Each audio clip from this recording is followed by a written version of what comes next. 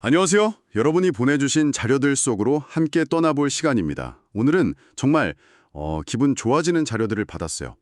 베트남 다낭 해변의 어느 아침 풍경인데요. 사진 여러 장이랑 서핑 경험을 담은 글 한 편입니다. 사실 그냥 훑어보기만 했는데도 벌써 마음이 막 그 해변에 가 있는 것 같더라고요. 저도 보면서 계속 미소가 지어지더라고요. 이게 참 신기한 게 글이 사진을 더 풍부하게 만들고 맞아요. 또 사진은 글 속 사람들의 감정을 막 생생하게 보여주고요. 네네. 단순한 풍경 사진이 아니라 그 시간, 그 공간에 있던 사람들 이야기 속으로 우리를 이렇게 부드럽게 끌어당기는 힘이 있었어요. 바로 그 느낌이에요. 그래서 오늘 저희의 목표는 이 평화로워 보이는 아침을 특별하게 만든 게 뭘까? 그리고 같은 바다 위에서 동시에 펼쳐준 이 네 가지 이야기를 통해 우리가 뭘 발견할 수 있을까? 이걸 좀 깊이 들여다보는 겁니다. 자, 그럼 다낭의 아침으로 함께 들어가 볼까요? 좋습니다. 그럼 먼저 그날 아침의 무대부터 한번 그려보죠. 글을 보니까요, 시간이 오전 10시쯤이었대요. 햇살은 따사한데 막 뜨겁지는 않고 파도는 초보자들이 타기에 딱 좋을 만큼 작고 매끄러웠다고 해요. 한마디로 롱보드 서퍼들한테는 정말 꿈 같은 조건이었던 거죠. 네.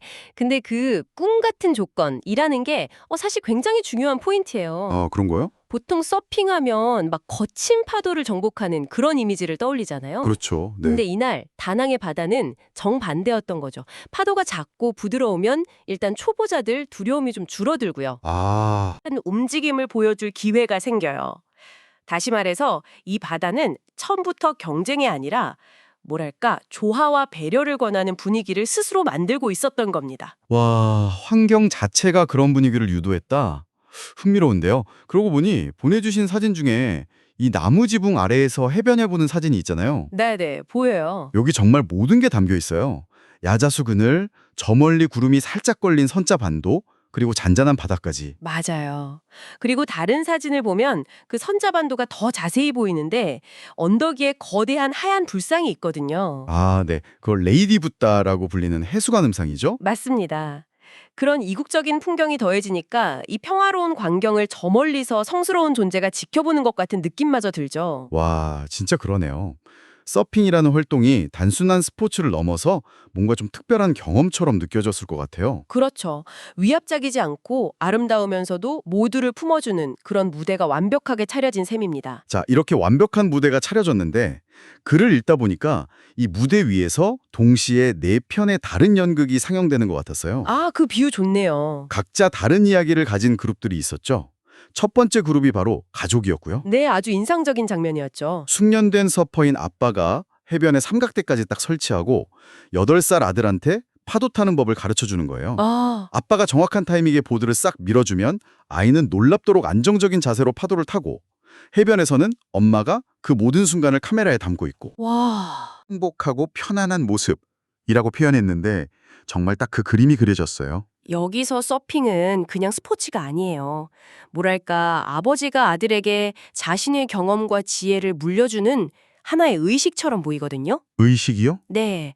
그리고 그 삼각대랑 카메라는 단순히 기록하는 걸 넘어서 이 순간을 우리 가족의 역사로 만들고 싶다는 마음의 표현인 거죠. 아, 가족의 역사를 만드는 순간. 그러네요. 아이는 나중에 그 영상을 보면서 파도뿐만 아니라 아버지의 응원, 엄마의 미소까지 다 기억하게 되겠네요. 그렇죠. 세대를 이어서 전수되는 어떤 공유된 경험의 가치, 그걸 아주 잘 보여주는 장면입니다. 그렇게 아버지가 아들에게 기술을 전수하는 모습이 한쪽에 있었다면 또 다른 쪽에서는 완전히 다른 방식의 배움이 일어나고 있었어요. 네, 초보 커플 이야기죠. 맞아요.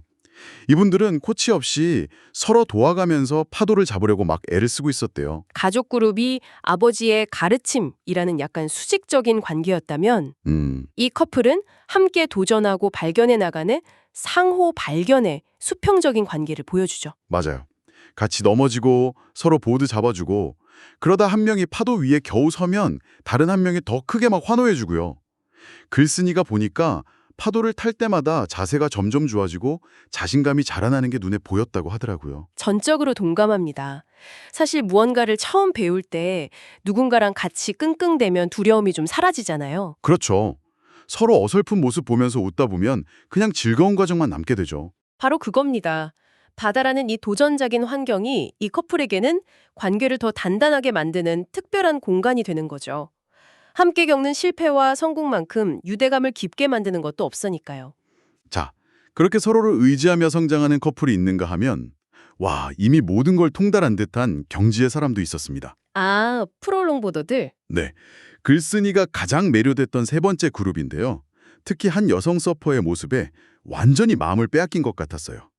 그분의 서핑을 물 위에서의 춤이라고 표현했거든요. 아, 멋진 표현이네요. 파도 위를 흐르듯이 움직여서 보드 앞쪽으로 걸어가 행5나 행10 같은 기술을 선보였다고요? 근데 저희 같은 비전문가들을 위해서 잠시만요. 행5가 정확히 어떤 기술이에요? 아, 네. 그게 롱보드의 가장 우아한 기술 중 하나인데요. 오, 서퍼가 파도를 타는 중에 그 길이 3m 가까이 되는 보드의 맨 앞까지 걸어가는 거예요.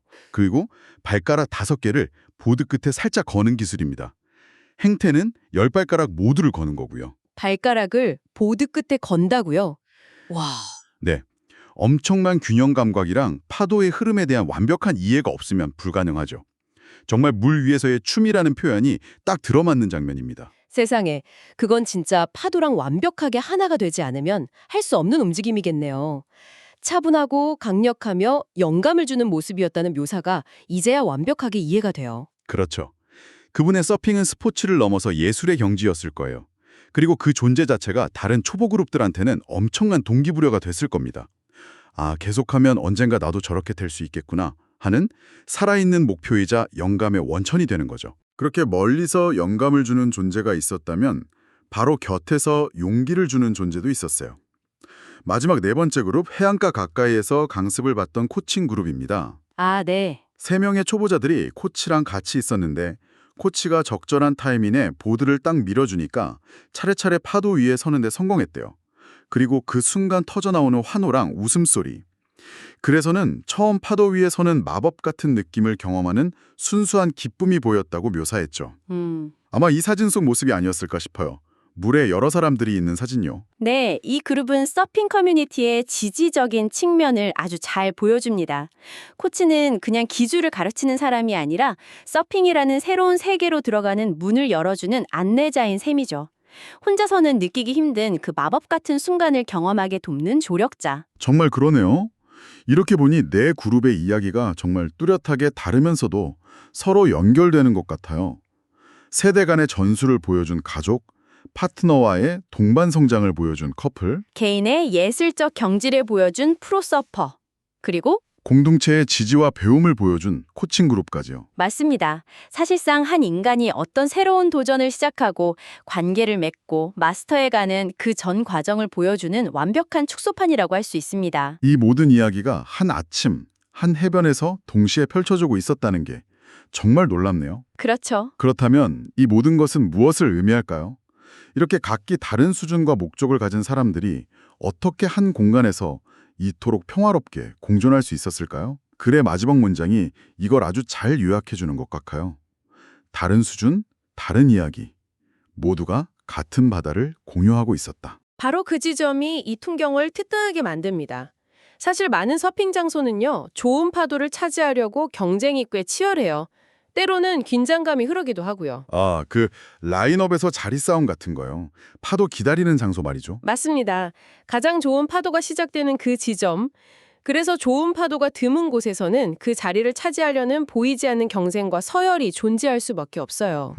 하지만 다낭의 이 아침은 그런 경쟁적인 분위기 없이 서로를 존중하며 조화롭게 공존하는 이상적인 모습을 보여주고 있는 거죠. 환경이 분위기를 만든다는 건 정말 흥미로운 관점이네요. 근데 혹시 그 반대는 아니었을까요? 어쩌면 그날 모인 사람들이 유독 배려심이 깊어서 그들의 긍정적인 에너지가 바다를 더 평화롭게 느껴지게 만든 건 아닐까? 뭐 그런 생각도 드는데요. 사람의 마음이 공간의 분위기를 바꿀 수도 있잖아요. 아주 좋은 질문입니다. 물론 사람들의 긍정적인 태도도 분명히 영향을 미쳤을 겁니다. 하지만 심리학에 행동 유도성이라는 개념이 있어요. 행동 유도성이요? 네, 어떤 사물이나 환경이 특정 행동을 자연스럽게 유도한다는 뜻인데요. 예를 들어 문에 손잡이가 달려 있으면 당기도록 유도하고 평평한 판이 붙어 있으면 밀도록 유도하는 것처럼요. 아, 들어본 것 같아요. 디자인에서 많이 쓰는 용어죠. 맞습니다. 다낭의 이 바다는 행동 유도성의 완벽한 예시입니다. 작고 부드러운 파도는 사람들에게 경쟁이 아니라 협력과 배려 그리고 가르침을 유도합니다. 모두에게 충분한 기회가 있으니 굳이 경쟁할 필요가 없는 거죠. 아, 반대로 파도가 크고 거칠었다면 그 환경은 실력 있는 소수에게만 기회를 주는 경쟁과 배제를 유도했을 겁니다. 와, 평화로운 바다가 평화로운 사람들을 만든 게 아니라 평화로운 바다가 사람들의 평화로운 행동을 유도했다. 이건 정말 새로운 시각인데요. 우리가 어떤 공간에 들었을 때 느끼는 편안함이라 긴장감에도 다 이런 원리가 숨어 있겠네요. 바로 그겁니다. 이 다낭의 아침은 그 원리를 아주 아름답게 보여주는 사례인 거죠. 오늘 탐구를 정리해 보겠습니다. 베트남 다낭해변의 평범해 보였던 아침은 자세히 들여다보니 한편의 작은 우주였습니다. 그 안에는 가족의 사랑, 연인의 동반 성장, 예술적 경지에 대한 열망, 그리고 공동체의 따뜻한 지지까지 우리 삶의 다채로운 모습들이 담겨 있었죠. 그리고 그 모든 것을 가능하게 한 것은 경쟁이 아닌 협력을 유도했던 그날의 잔잔하고 평화로운 파도였습니다. 오늘 함께해 주셔서 정말 감사합니다. 저도 아주 즐거운 탐구였습니다. 마지막으로 청취자 여러분이 생각해 볼 만한 질문을 하나 던지고 싶습니다. 오늘 우리는 바다가 어떻게 사람들의 행동을 디자인하는지 봤습니다. 그렇다면 우리의 일상 공간은 어떨까요? 여러분의 사무실 책상, 여러분의 집 거실은 어떤 행동을 유도하고 있나요? 어쩌면 우리가 무심코 지나치는 공간의 작은 변화가 그곳에서 벌어지는 우리의 상호작용과 관계의 질을 완전히 바꿀 수 있을지도 모릅니다. 우리 주변의 평화로운 파도는 무엇일지 혹은 어떻게 만들 수 있을지 한 번쯤 생각해 보시는 건 어떨까요?